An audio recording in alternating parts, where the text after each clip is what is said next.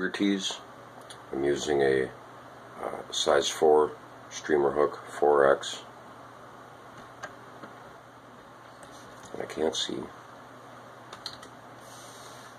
And the first thing I do is I attach lead, or imitation lead. And I'll spin that on there to where the hook point is.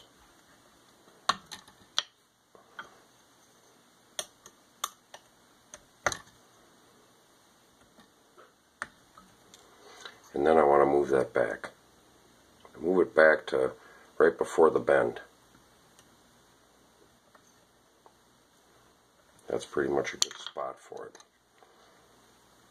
Now I'll attach my thread. My thread is rod wrapping thread. It's a lot thicker than regular thread. And for pulling tight wraps. I do a little attaching at the front there, and then I attach a little bit there at the back. That just holds that lead. Now I'm going to attach the wire, and I take a lot of wire, more than you normally would, because what I'm doing with this wire is I'm going to attach it in the middle like this right here.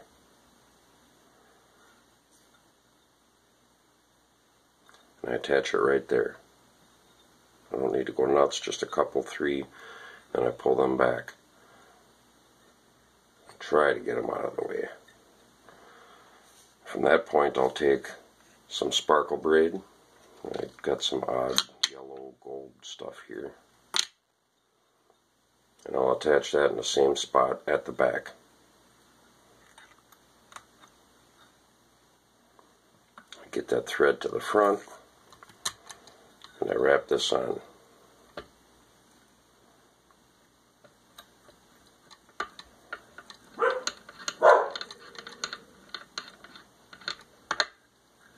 I get that just to cover the lead. Mailman's here. I woke the dog up.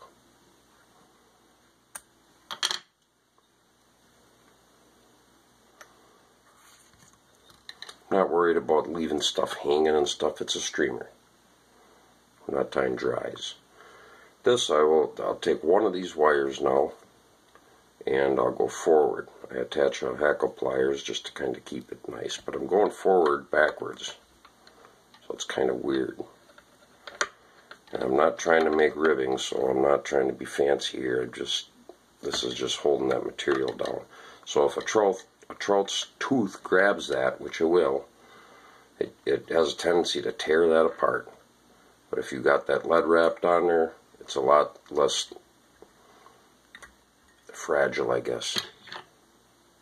So I attach that, and I remove that. Now I got one of them wrapped down.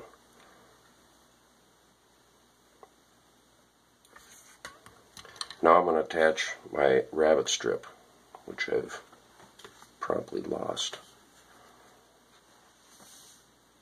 I did lose it.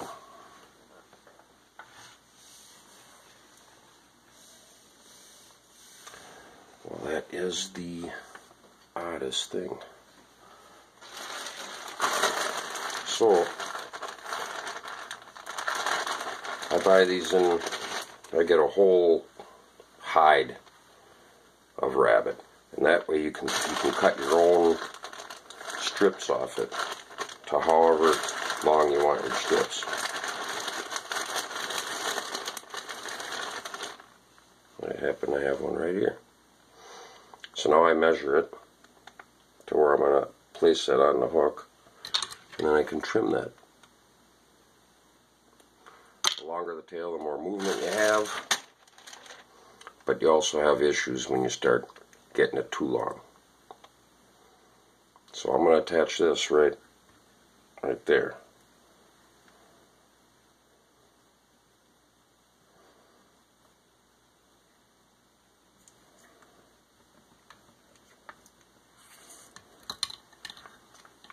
I take and wet my fingers.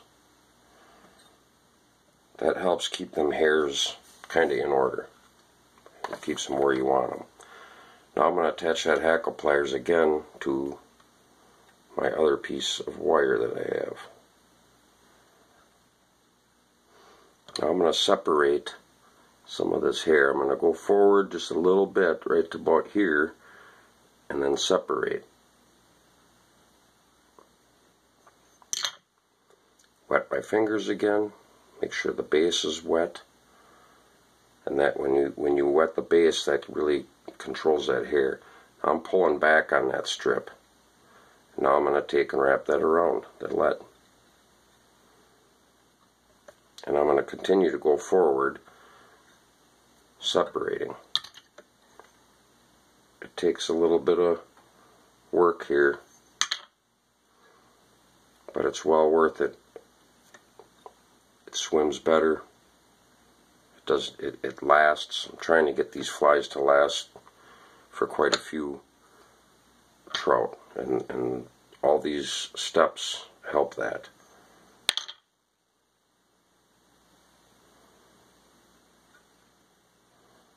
I'm keeping a good tension on that wire at all times.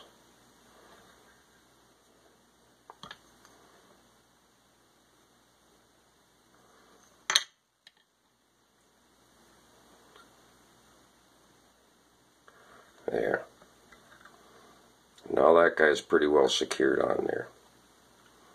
I could take and get that down so it holds that out of the way.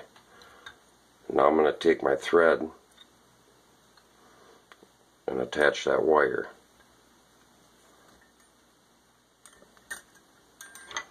And get it off there.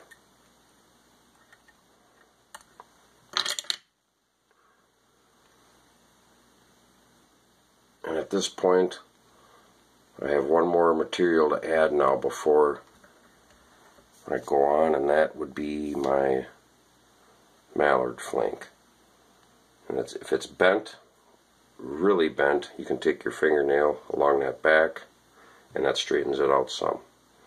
So I remove what I'm not going to be using to get it to be the proper size, cut it down on the stem a little, and I have this. It's going to lay just like this on the top. So I place it right along the top, hold it with my thumb, and attach that. Wrap that down. And now I'm getting that head part ready for the deer hair. You take the deer hair, just regular old Wisconsin deer hair, and you grab a bunch. The amount you grab is something that you learn the more you tie these. You grab it tightly at the ends here, and then you pick all that fuzz out of there.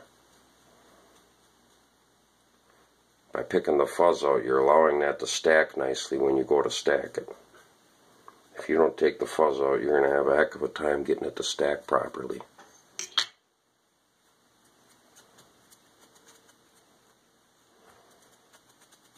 There's a lot of fuzz in there. So now I take what I have left here. You can see how uneven it is on the ends. I'll place that in to the stacker.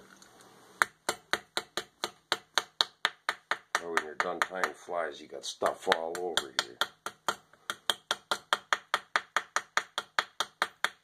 You get them ends even, you remove this, and you can take your hair out of there. And now I'm going to just measure it to exactly where I want that. And then I'll grab it with these fingers and hold it on the top. And I have my thread right at the back of that head.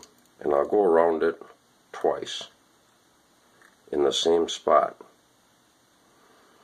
And kind of secure it and then push it down a little with my finger while I work it down, and then give it a pull and it spins it around.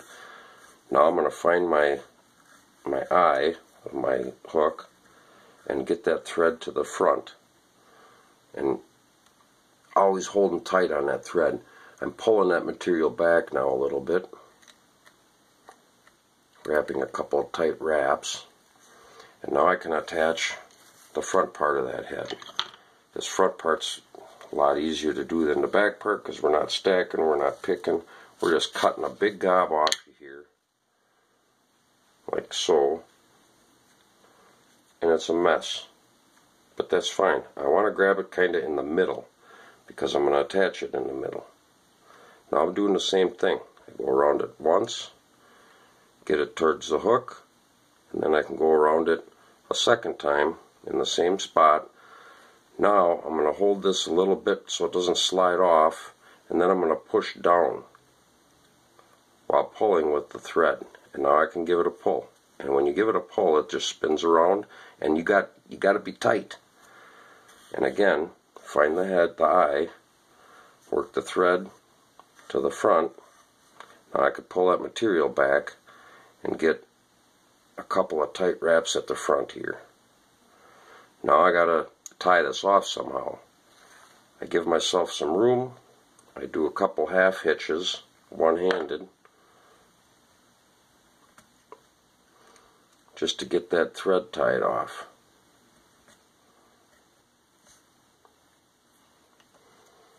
And once that thread's tied off, now I can go ahead and get the thread, remove it right from the hook.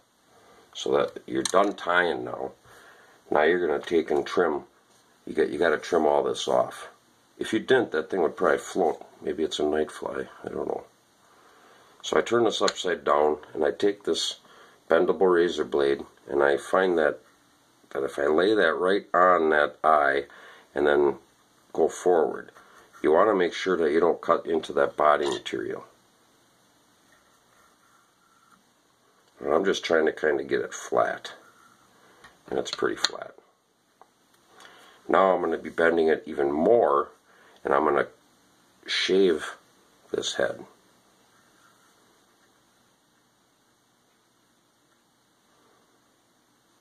And then you just kind of push back.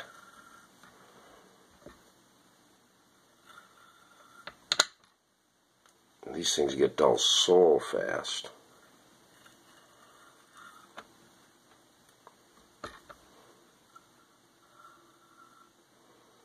And what I'm removing are all the pieces that I did not stack. That second batch that I put on there, and you can tell where the ones that were stacked that are creating that area where the gills would be, or the fins.